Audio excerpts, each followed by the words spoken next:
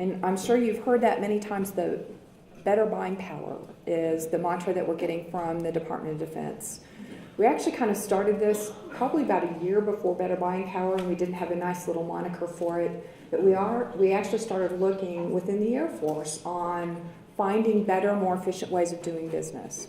So what I want to do today is just walk you through a couple of buzzwords and help you understand what those words mean and how we're implementing those words within the Air Force and our acquisition systems and programs. And then leave a few minutes at the end for questions if anybody has them. So I'm going to kind of blast through about 6 different terms.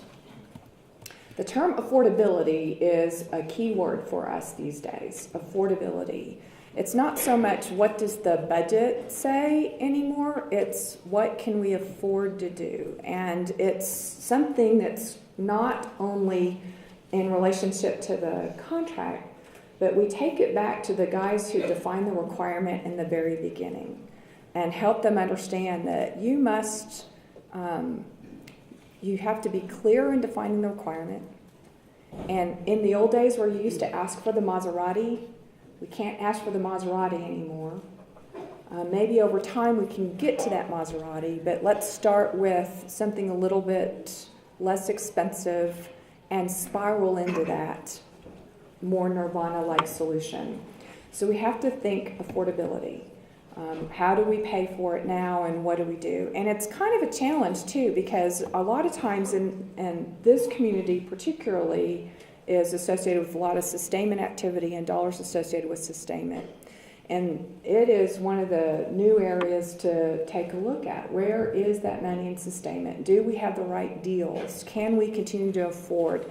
One of the things that's been really great is the deals that we have had in the past have actually delivered, in some cases, more availability or more capability than our specifications have asked for. But along with delivering that enhanced capability comes a price tag. So when you look at the dollars that go along with delivering a better capability, we have to sit back and go, you know what? This has been great, and we've really enjoyed that capability, but we can no longer afford, and we need to understand what is it costing us to get that next step of capability than what we've asked for in the beginning. So it's a little hard. It's kind of that mental gymnastics to jump back and say, maybe we're going to reduce the availability of our aircraft at a certain point.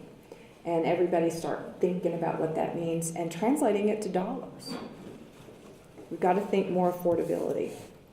One of the ways we get into affordability is this next term you may have heard, should cost. It's kind of a new term. It's actually an old term used in a new way. And the way the new term is used, should cost, it's not so much what have we paid in the past and how does our current price look compared to what we paid in the past. It's actually digging that next layer deeper. And it's, that's what we've paid in the past. But is it what we should have paid in the past? Because one of the things that in the government we have done historically, this is just one simple thing to think about, but we have applied standard escalation rates over a number of years. And those escalation rates, standard, are 3 to 5%. But what has been the realized escalation over those last number of years? And when you think that our prices were built on those 3 to 5% escalations, and the fact is maybe 1 to 2% at the most in some cases of escalation over time, that means that the prices we agreed to in the past might be just a little bit inflated. So we need to go back and look at what we should have been paying and get a better sense for where our new number should be based on that. It translates to the next layer of understanding too. When you take a look about the what it should cost, when you start digging into the numbers, one of the things that we're finding is that over time, some of our prime contractors have, I want to say this nicely, one of the things that we're looking at, let me put it this way, one of the things we're really looking at is the supplier and the subcontract relationship. And when you start digging into our dollars, many of our primes are very reliant on subcontractors and suppliers. Rather than having the vertical corporate structure that we used to have in the past, there's a lot more horizontal behavior these days, and they partner with big suppliers and subcontractors. And so digging in and understanding how that prime is managing those subcontractors is one area that we're finding that there are opportunities for improvement. And as we go in and dig into those, this is just a kind of a practical perspective, but sometimes there may not be a lot of motivation to manage those subcontract costs, because on top of that, there's overhead and profit, and sometimes the bigger the number, the better the overhead and the profit the prime might get. So what we're trying to do is try more attention. Are those the right deals? Are you doing the competition that we're hoping that you're going to do? Are you really looking out to your community and determining, is this the right supplier? Is this the right vendor? And what other opportunities are there? So we're paying a lot more attention in the context of affordability, understanding those prices that we're paying at the next layer detail. One of the ways that we're starting to do that, and this is the next term that I'd like to present to you, is the concept of better government collaboration. And what I'm finding is that as our program teams better partner with our Defense Contract Management Agency counterparts, better partner with our Defense Contract Audit Agency, DCAA counterparts, we collectively are learning more about our programs and more about the companies that we're doing business with. And when we start understanding each other and how we're working together, we're really building a pretty strong team. And it's not just between the defense agencies, but one of the things that we're trying to do is understand what the other services are doing in context or dealing with particular contractors as well. So we'll talk to the Navy, for example, on their experiences with a particular contractor on a program. We'll talk to the Army with how they're interpreting or dealing with other contractors. So we're actually starting to talk with each other in a way that in some cases we haven't historically. So it's creating we're kind of bridging the gaps, the knowledge gaps between the different agencies. And I'm finding it very useful to have those kind of open dialogues. So that better government collaboration is really working to our benefit. Another one of the things that we're trying to do to better understand and move ourselves towards buying efficiencies and better understanding what the market is getting a sense for our industry partners and understanding our industry counterparts in a way that we haven't in the past.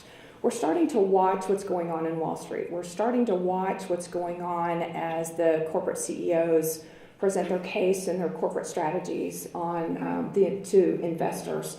And when you pay attention to how they're managing their programs and how they view their programs when they talk about their own company to potential investors, it kind of gives you a perspective of how they start making their decisions. And it helps us better understand where they're making and putting their investment and their dollars and kind of what they're expecting to see delivered out of our programs. And it gives us insight to where we might want to watch some.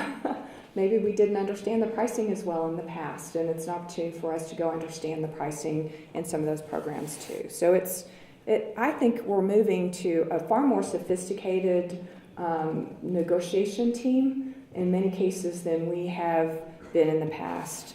And it's good for us. It's good for us. In fact, one of our teams came in and did a presentation. We call it business clearance. When they're getting prepared to negotiation at certain thresholds, they'll come all the way up to the Washington, D.C. area and present their positions to us and get an approval to go forward with their negotiation position. And one of our teams actually did some analysis on historical negotiations that they had done with one of our contractors.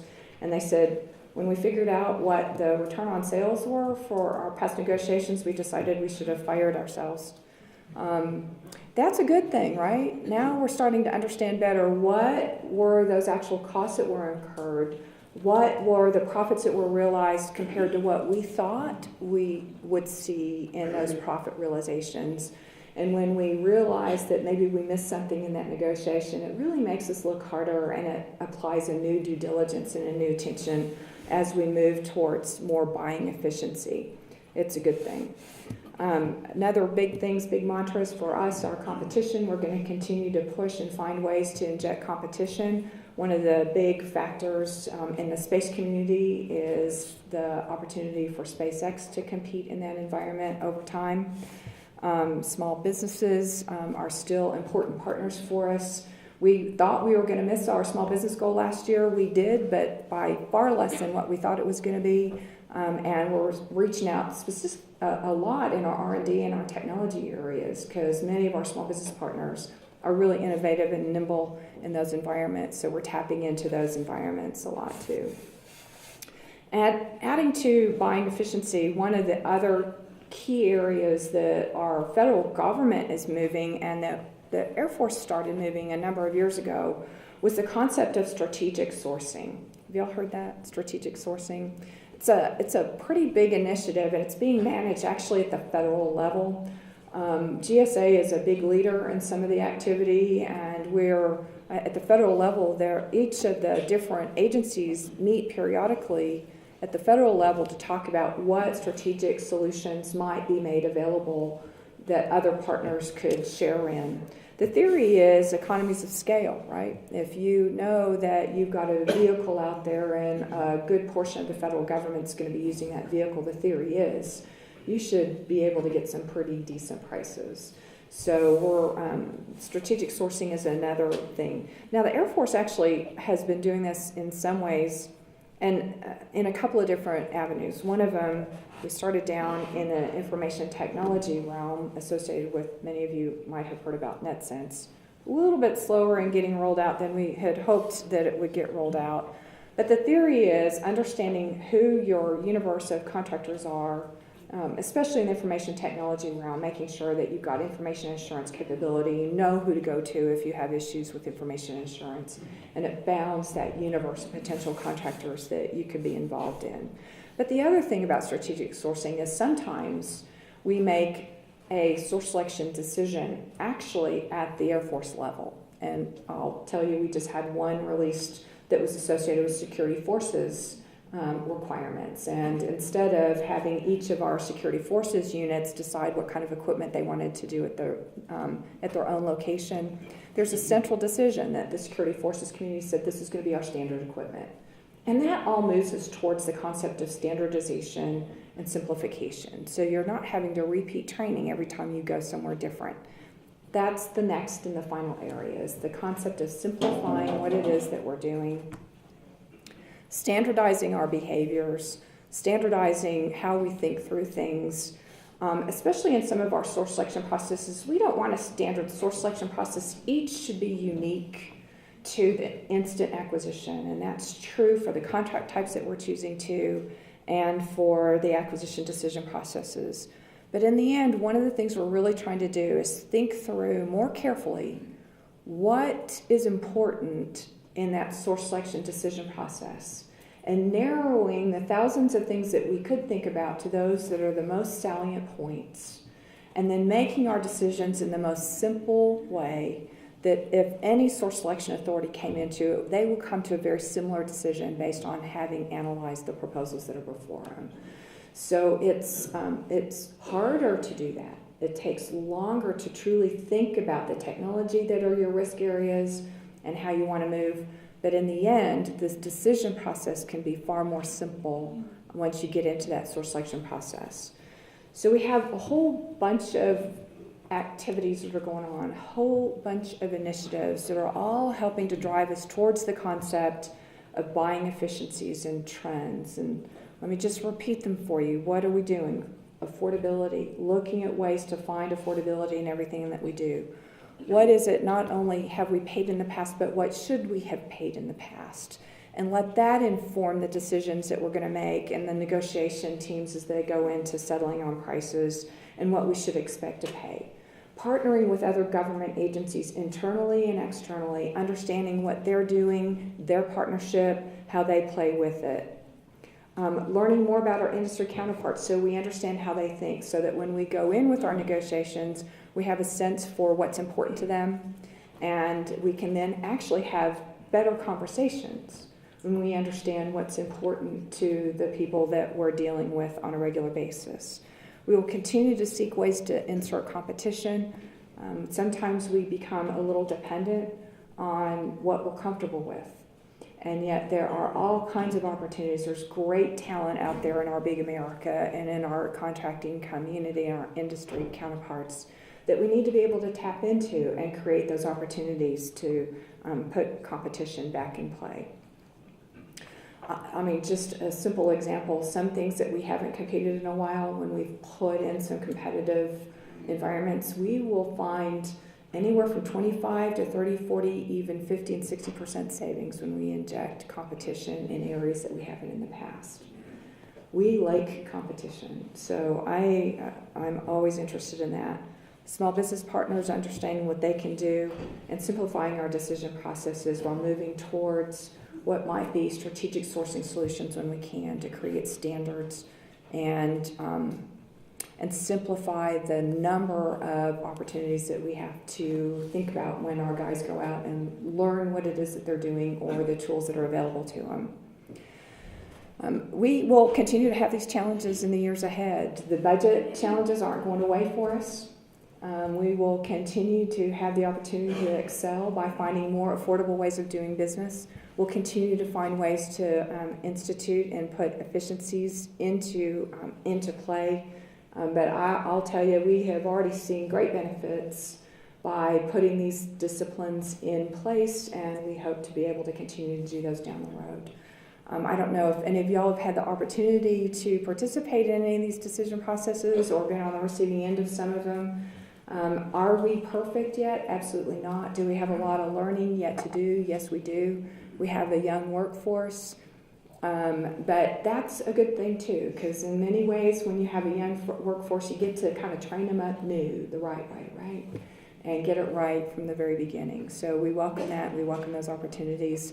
These learning opportunities here, as sponsored by National Contract Management Association, what you guys are having the opportunity to learn right now, getting the latest, what are the latest techniques and processes, that's what this is all about.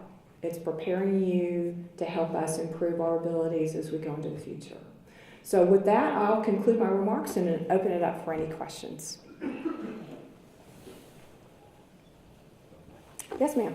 I work in a program office where, and it sounds kind of funny to say this, but because it seems so common sense, but at the senior leader level, they're looking at opportunities to tie processes together so that we're more in a business mode and not a transactional mode. And the example I'll give you is, every year our finance folks have worked really hard to do an execution plan because our budgeting folks work really hard to get us dollars, and if we don't use them, then it robs our credibility as a weapon system. So last year, our senior leaders put the execution plan in the hands of contracting. And they put it in the hands of contracting in October, and it's actually in August of last year. And it was really interesting because the contracting folks saw holes where there was not executable strategies being communicated to FM from our program managers. But because we gave them enough time, our leadership over there in contracting, Ms. Marshall, they were able to they had time to find solutions and be able to find workarounds, and they found opportunities that they hadn't found before. And so it's just interesting to see that at the senior level, if we cross those lines a little bit more and find opportunities cross-functionally that our IPTs are already trying to do at the program level, that we can do a lot of things to be a force enabler for those folks at the working level. And so I'm just interested to know, up in the staff AQ world, what types of cross-functional processes, what kind of dialogue happens up there to make sure that the contracting processes at the strategic level cross over to the staff AQX FM level, cross over to all those worlds, because there's so much going on up there. Good question, complex question. And sometimes we're good at that, and sometimes we're not. And I'll give you the classic example. Last year when we were going through furlough, in anticipation of furlough, a couple of the agencies were pushing up and said, we've got to get our contracting officers exempt from furlough because if we're going to be furloughed through the September timeframe, that's when all of our work comes in. Sometimes it's as much as 40 to 60% of our spend is all in September. Well, the FM guys at headquarters level were going, oh, no, we've already pushed out all the money. You shouldn't have any trouble. And the civil engineering community is going, no, we've already had the one-to-end lists out. Everybody knows exactly what the programs are. And I'm going, okay, so let's talk to the contracting guys, because in the end, you don't have a deal until there's a contract, right? So we got all three of us in the room together, and FM guys are going, oh, yeah, we've got the money. And the C guys, yeah, we've got our one-to-end list. And so I go, okay, contracting guys, how are y'all doing? You got your list, CE? Can we look at it? So we do still have our challenges. But the good news is we have opportunities to communicate. And so when we go through those particular experiences in the past, we know how to bridge those as we go forward. The one thing I'm telling my leadership, though, is remember when they said we didn't need people in September? If you look at my numbers right now, guess what? That September was just like every other September last year. So we're still trying to do it. Your point is very good, though, and this is one of the messages that I continue to push out. And whether it's at a group or wing commanders training program, or whether it's working with a program office, in my mind, if the contracting community is actually part of the planning process, get us in there up front and early. When you get the contracting team up front and early, it can be so incredibly powerful, because some of the things you're fretting about trying to get on contract, we may actually have a tool that's already available. And even if we don't have that contracting tool that's already available that we can take advantage of, when we're involved in the planning process, we can actually help shape the requirement early, so that in the end, you're not scrambling to try to recreate something that somebody's been thinking about for 18 months, and you're left with 4 months to execute it. So that's the message I continue to push, and getting involved. And really, in some cases, it's as simple as putting my foot in the door so that I can participate in those conversations early rather than later. But you know what? That's not just at my level, it's all the way down. And a lot of times, the requirements are generated down here among your teams, and then they flow up through the budget process up where we are. So you guys need to also build those relationships with your counterparts. One of the things that I have as a contracting professional been surprised sometimes is sometimes the contracting guys kind of operate in isolation, and they get marching down their negotiation path, and then they kind of, in their negotiation process, they pull up, or they make different decisions, or they go into a pause mode for some reason, and a perfectly legitimate reason, but they forgot to tell their program managers that they were doing that and why they were doing that. So you know what happens when that happens? The contractors that are involved in that negotiation, they go to my boss. They just stop talking to us. Number one. And then my boss calls me, Wendy, what's going on with your contracting guys out there? I'll go formulated, at least among the Air So Force. it's all about communication. It really is. It's partnership, and it's communication, and it's not only communication with industry, because our industry counterparts often think that we're not communicating as often and as frequently as we could. And I always encourage our guys, talk with industry, learn from them, and remember that really nothing has to shut down in terms of communicating with industry until that RFP's on the street. When the RFP's on the street, that's when we stop talking. But up to that point, there's always an opportunity to learn something. But let me offer this to the industry members. You know what? Your point of view is really important, and it's really good, but in the end, the government has to decide what their requirement's going to be. And that's our right to determine what that requirement's going to be. And sometimes it might be consistent with what you're offering, and sometimes it might not be consistent with what you're offering and where your niche is. But the government has the opportunity to define that requirement. So please come tell us what you have, and maybe that's going to be a great solution for us. But that's all part of that transparency in that conversation too. So, good. What else? Yes, ma'am. Better Buying Power 2.0 talked about a process manual that I know was Air Force led about how to define best value. I understand that the process manual was circulated at least among the Air Force. Will it be promulgated or provided to industry as well? If I think what you might be talking about is a tool that we've put together to help our program teams think through opportunities for better buying power. It's right now hosted on an Air Force site that is restricted to really Air Force users. And we can let occasionally other .mil organizations in, but it's not really hosted in a manual style. What it is a kind of a website that you can do hyperlinks and look at the different better buying power initiatives as articulated by DoD, and then techniques to help a program manager think about ways of applying better buying power initiatives. So it's not something that we would ever put out for industry. It's not anything secret. It's just techniques that we can put in place to understand where our costs are going. Yeah, sorry. DoD actually asked the same question too. Well, can we help you with that? Well, if you host it on your site, then who's going to take care of it? That's kind of one of the things that always becomes a challenge when we create our technology tools. It can be a little bit of a challenge. So, any other questions? Y'all are making this really easy for me.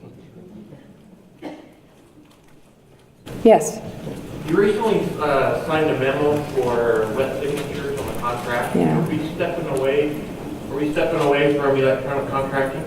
No, we're not stepping away from electronic contracting, but what some of our folks, let me put it this way, we want to get to that point, but right now wet signatures, electronic signatures have to have a unique identifier on them, and none of the contract writing tools that the Air Force has right now have the ability to tap that unique identifier that comes from like your CAT card onto the document. So that's our constraint.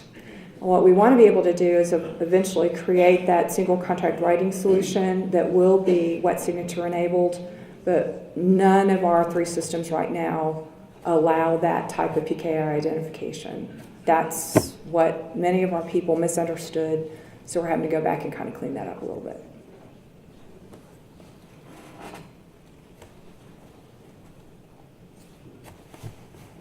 Any other questions? Well, you guys are right here. Oh, yes, ma'am. With the budget having such an impact on nearly everything that we do, what do you see as the future of the Air Force with regard to opportunities for civilian and military development on education programs? I will tell you, while the dollars are shrinking a little bit, we still have access to DOTA funds. And as long as we have access to those DOTA funds, we're trying to figure out how to stretch those dollars the best way that allow for military and civilian developmental opportunities. Within the Air Force, we're kind of taking advantage of some of those funds to push out training that we can't get everybody through the DAU pipeline. So we're pushing out training opportunities to get some of those courses taken care of for people who can't get into the DAU courses. The other thing we're trying to do is really target kind of our mid-level folks. The interns and the brand new sessions, they're getting all the latest in the training. They're getting to go to the latest DAU courses. They're getting to hear from the Mr. Assads and the Mr. Jinmans up close and personal when they have an opportunity to go to some of those training programs. The seniors have an opportunity to go to the senior leader conferences, and those are at the SES level typically for civilians. But then there's this whole gap of folks in between who have already been through all the traditional DAU training. So we're trying to find programs to target those individuals. And DoD has helped us with kind of our senior PCO. Once a quarter, they pull a group of just 50, and so the Air Force is allowed to send just a small portion of our supervisors to that course, and they spend a whole week just learning about what the latest things are in DoD, what the issues are with profit analysis, understanding cash flow, understanding should cost, understanding all the better buying power initiatives that have been put in place, and spend a whole week just kind of absorbing that and then pushing them back out to take it back to their communities. So DoD is going to continue to do that. We're going to continue to take advantage of it. Another thing within the Air Force we put in place is kind of a mid-level training opportunity where we take some of the mid-level folks and bring them up to Washington, D.C. for about a 2-month stint. And we put them on our staff, and we send them over to watch how the federal acquisition regulations, spend a day with the FAR Council and learn how those thought processes are and how policy is formulated, participating in our meetings where we go visit with DOD and the Mr. Assads and the Mr. Jinmans as they think through acquisition strategies and business decisions, make them part of our team when it comes to analyzing or taking a look at somebody else's packages, because I don't know about you guys, everybody thinks their package is the best and there's no problems with their packages, right? So when you build your acquisition strategy, by golly, it's good. I've been doing this for 30 years. It's exactly the way it should be. And the reality is there are so many things that have changed since many of us went through school in the first place, that what used to be really good and really cool and really popular really is not in favor and actually isn't getting us to the best business deals that we need to be moving towards anymore. So it's really good for someone from one organization, say Hill, to now take a look at what's going on at Hanscom, or what's going on at Wright-Patterson, or what's going on down at Eglin, and how they build their strategies and how they build their source selection decision processes, or how they've done their analyses when they're preparing for negotiations.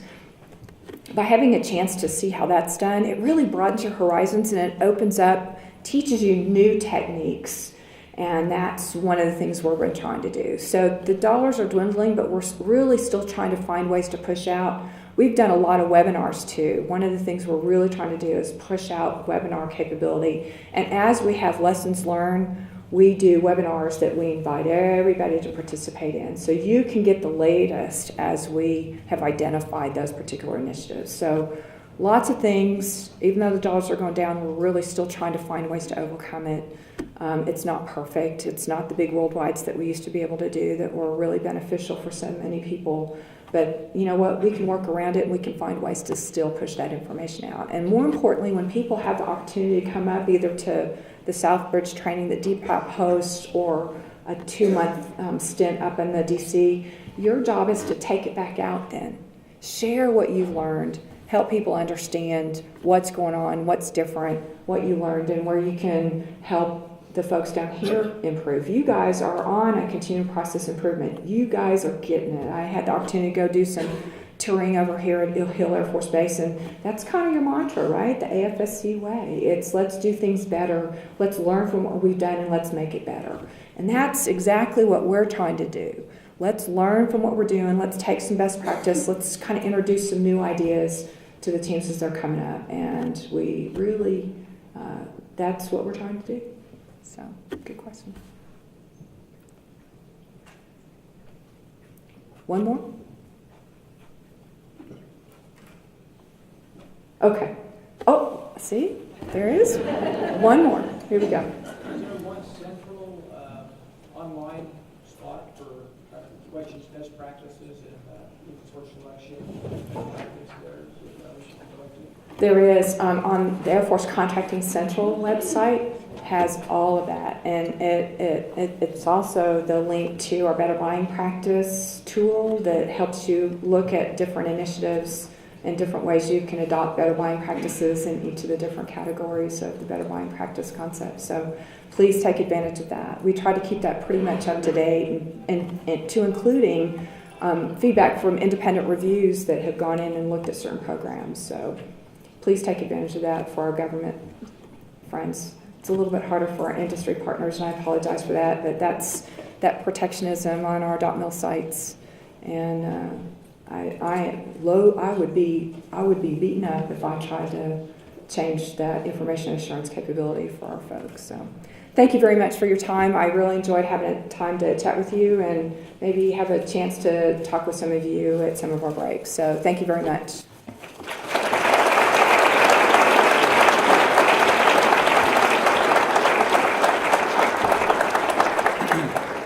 So ma'am, on behalf of all the attendees today, our NCMA chapter and our sponsors, we'd like to present this to you, some good things from Utah to take with you. So thank you very much.